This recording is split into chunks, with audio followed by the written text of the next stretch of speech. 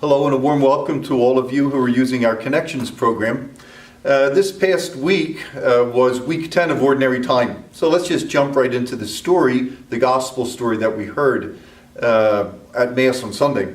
You know, one of the characteristics of Yahweh, of God in the Old Testament, in the Jewish scriptures, was God's sense of compassion.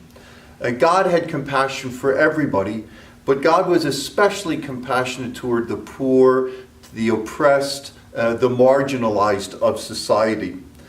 God would often visit them and care for them and affirm them and build them up and promise them a better day. Now, how did God do that? Well, God didn't come down from the skies and live on planet Earth to do that. But what God did was God filled the hearts of certain men and women with such a sense of love and compassion and justice that they were kind of God's representatives here on earth.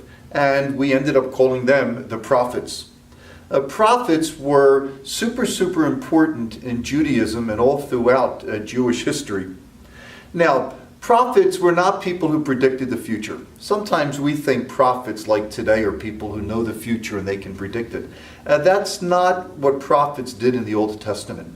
In the Jewish scriptures, prophets were people who spoke to God on behalf of, who spoke to people on behalf of God, and then they spoke to God on behalf of the people. That's what prophets did. So prophets were like spokespersons. They would hear what God was saying and they would speak it into the hearts of people, but they also heard the cries of the people of the day and expressed those concerns to God. There were two types of prophets in the Old Testament, more or less. One type of prophet was the type of prophet we think of with John the Baptist, an angry kind of a man, a person who was correcting people, warning people, telling them to repent, kind of wagging their fingers at people. And then the other type of prophet is the prophet like Elijah in the first reading today. A prophet who brings joy and hope and tenderness and healing into situations. So, in our gospel today, we hear of Jesus who's portrayed as a prophet.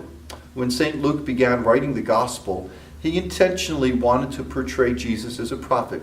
Sometimes Jesus is like John the Baptist in Luke's gospel, but more often than not he's like Elijah, and he brings God's tenderness and healing and compassion to different situations.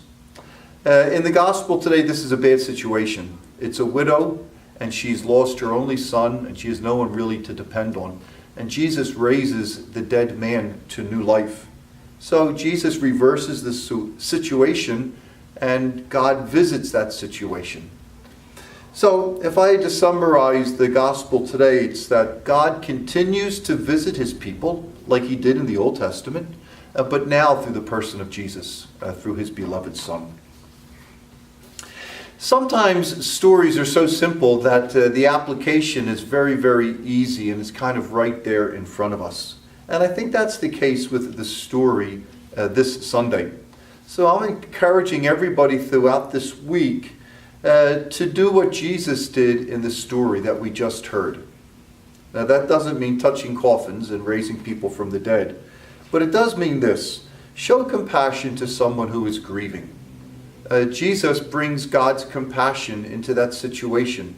He visited that situation and he brings God's compassion and tenderness to the widow in that story. So show compassion to someone who is grieving.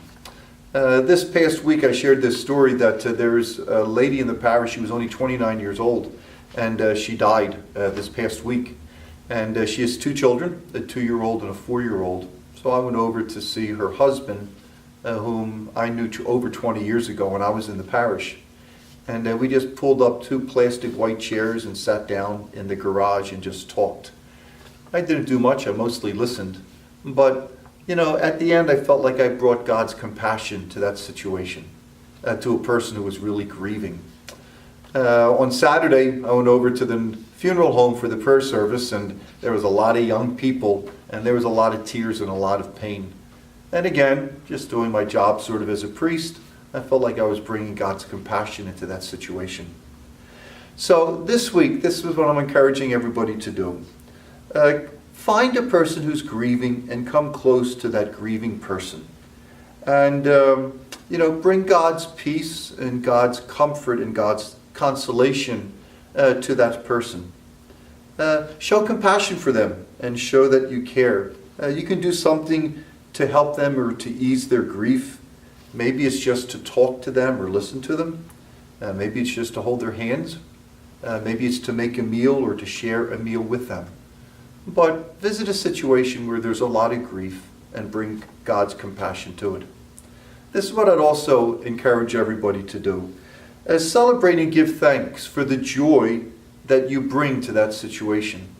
Sometimes we do God's will and we bring life into a situation, but sometimes we fail to celebrate and to actually rejoice that we've been an instrument of God's peace. So, celebrate and give joy that you can bring God's compassion to a grieving person this week.